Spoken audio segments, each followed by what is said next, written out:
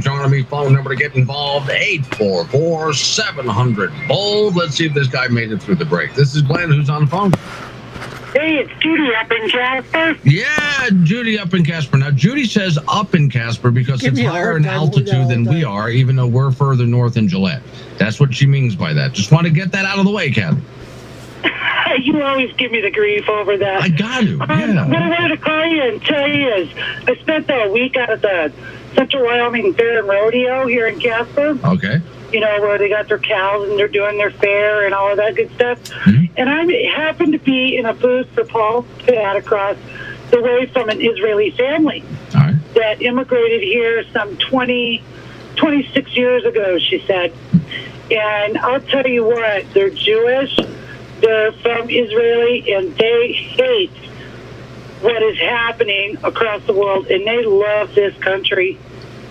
You know, it changed my whole perspective about what the difference between the you know, a radical Islam and what the Jewish Israelis are. Right, yeah. And I'll tell you, I was totally impressed with these people. They love America more than we do, I think. They appreciate it. They grew up under, you know, some really, really strict laws, and she told me stories that would make your hair curl. Here's what I think about. The reason I brought that up is because they're trying to pick on Melania, you know, Trump's wife. Mm-hmm. Right. And I'm seeing some pretty nasty stuff about her, the way she speaks, and, you know, supposedly copying Michelle Obama and whatever. But I'll tell you what, that couldn't be more inaccurate.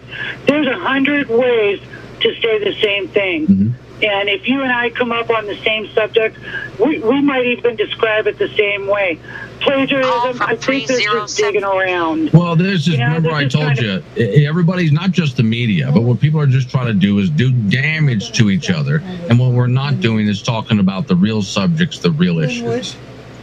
Yeah, and then, not to take us away from that, but I watched PBS Wyoming, and I was kind of going back and forth between the computer and the bedroom, because PBS, they spent more time talking shit, than actually letting, you know, the people on stage say their things. They excluded the Benghazi woman who was talking about her son dying. They excluded the sheriff. Right. And I find that offensive. If we're supposed to donate to that PBS, they need to just kind of let the convention go on. Right. And then also, what was I going to say? When they keep the guys on the floor were wanting a vote count instead of just going. If they didn't want to be delegates to go to Cincinnati, they should have turned them over to their alternates, because I met, I don't know, probably 10 alternates at the Republican convention here in Casper back in March that were Trump supporters. Well, I think they wanted to be delegates. They just don't want Trump to be the nominee. Yeah, well, it turns out it's about 2,000 to 400. Yeah. So even if they had done a vote, which they really weren't on, have to, because 3 states had backed out, which gave them less than what they needed to even come up for a vote.